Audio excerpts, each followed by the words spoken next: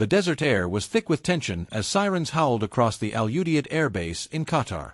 A red strobe light pulsed on the side of a hardened aircraft shelter as the order finally came in: scramble the B-52s. The massive bombers, relics of Cold War muscle, rumbled to life like awakened titans.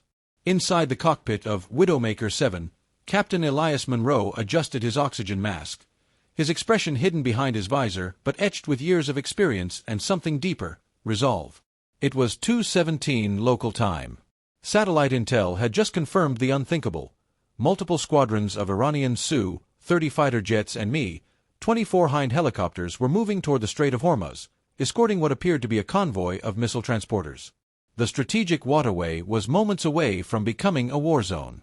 The Pentagon authorized Operation Iron Shield, a coordinated show of force to intercept and disable Iran's advancing assets without provoking a full-scale war. The stakes couldn't be higher. Munro's B-52, flanked by 5 others, took to the sky in a roaring formation. Meanwhile, squadrons of F-22 Raptors streaked ahead to establish air superiority. But what command didn't know, what even Munro hadn't yet realized, was that the Iranians were baiting them into a trap. Hidden among the real targets were decoys rigged with high-frequency jammers and next-gen anti-air systems reverse-engineered from captured Western tech. Far below, on a Navy destroyer cruising near the Gulf, Lieutenant Commander Sarah Kent monitored the radar screens with growing anxiety. She'd served in drone warfare and intelligence, but she had a personal stake this time. Her younger brother, Captain Munro, was flying point. Their bond was forged through pain, surviving a roadside IED blast in Fallujah that had taken their father's life when they were kids. She knew Elias didn't just fly missions, he carried ghosts with him. Command, we've got incoming anomalies on Vector 292. Unidentified choppers, low altitude, fast approach. Not in the original package. Confirmed. Mi-24s, came the voice from AWACS. Armed. Multiple bogies. Engaging our F-22s. 30 miles from the Gulf, the night exploded into chaos. The sky erupted in missile trails and flares as Iranian Mi-24s, nimble and vicious, darted through gaps in radar cover and began picking off the escort fighters. 2 Raptors were down in minutes. In the cockpit of an F-22, Lieutenant Jace Grinder Moreno barked out coordinates through gritted teeth, launching an AIM-120 missile that took down a chopper just before it launched a salvo toward Widowmaker 5. Widowmaker 5 is hit. They're going down. Munro heard the transmission and instinctively banked hard to the right, pushing the B-52 into a maneuver it wasn't designed for. His co-pilot, Lieutenant Haley Ross, swore under her breath. You trying to do barrel rolls in a damn flying battleship? Just saving our skin, Munro replied. His eyes flicked to the radar. We've got hostiles inbound. We're not making it to the target unless we cut through the valley. Ross hesitated. The valley was tight, low, and offered zero margin for error in AB-52. But it also gave them cover from radar-guided missiles. She nodded. Then let's fly through hell.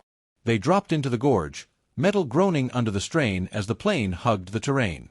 The darkness seemed to reach for them with clawed hands, the only light from tracers and flares popping in the distance. From high above, one of the Iranian Su-30s caught sight of their maneuver and peeled off to pursue. Munro knew they couldn't outrun it. "We need a miracle," he muttered. That's when Grinder's voice crackled through. "Widowmaker 7, break left on my mark now." Munro obeyed without hesitation. A missile screamed past where they had just been as Grinder's F-22 roared overhead and let loose twin sidewinders. The enemy jet erupted in a ball of fire. Munro and Ross exhaled as they rose out of the canyon and back into open sky.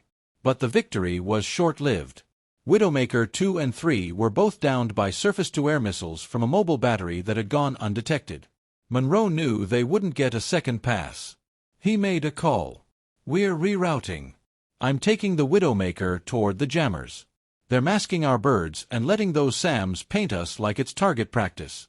If we don't take them out, no one's making it back." Ross stared at him.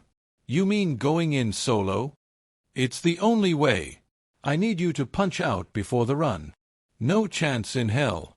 I'm staying." Munro didn't argue. There was no time. He keyed his mic, Widowmaker 7 diverting for suppression. Will light up jammers with targeting laser. All birds fall back and regroup. Silence. Then the AWACS operator's voice. Confirmed, Widowmaker 7. Godspeed. Monroe throttled to full, engines groaning. Below them, nestled in a rocky basin, were 3 mobile jammer trucks surrounded by armored vehicles. Without precision targeting, they'd be nearly impossible to hit from high altitude. They had to get close. Ross powered up the laser guidance system. Monroe steadied the craft and aligned their trajectory. They would be over the target for only seconds. Every AA gun in the valley would be pointing skyward. Then something shifted. A shrill alarm blared in the cockpit. "Missile lock!" Ross shouted. "Coming from our 6 fast mover." A Su-30 had broken formation and was closing the gap. They had no maneuverability, no escort. Just the bomber, the payload, and fate. Monroe didn't hesitate. "Arm payload. Prepare manual detonation sequence." Ross's eyes widened. "You're not thinking, Elias, no. No. I won't let these bastards jam us to death. The mission matters. You know it does." Ross's hands trembled as she input the codes. She stared at the screen, then back at him. "If we eject now, we don't make it far. We're over hostile ground." Monroe's voice softened. "You saved my life in Kandahar, Haley. Let me return the favor." She looked at him for a long beat. Then slowly, she pulled the ejection lever for her seat. The canopy blew, and she was gone. The Su-30 closed in, its guns lighting the sky. Widowmaker 7, flame trailing from one engine, dove lower. Monroe locked onto the signal source, armed the payload, and whispered something only the dead could hear. "For Dad. For everyone we lost." He released the payload and veered toward the enemy jammer convoy. Moments later, in a brilliant flash that lit up the desert like a second sun, Widowmaker 7 vaporized the entire valley. The jamming signals died with it. And suddenly, every NATO jet in the sky could see clearly again. The remaining Raptors swept in and decimated the convoy. Iranian command called a retreat within 10 minutes. Operation Iron Shield had cost dearly, but it succeeded. Days later, Sarah Kent stood on a tarmac in Qatar, holding the box that contained her brother's remains. She didn't cry. She just stared out at the horizon, her face stone but her heart breaking. Across the tarmac, Ross approached, her arm in a sling. "He saved us all," she said quietly. "He knew exactly what he was doing." Sarah nodded. "He always did." As they walked away together, the thunder of another B-52 squadron rising into the dusk echoed behind them. War wasn't over. It never truly was. But because of one man's sacrifice, there was one less trap, one less ambush, one more chance for peace. And somewhere in the silence, a ghost soared across the sky.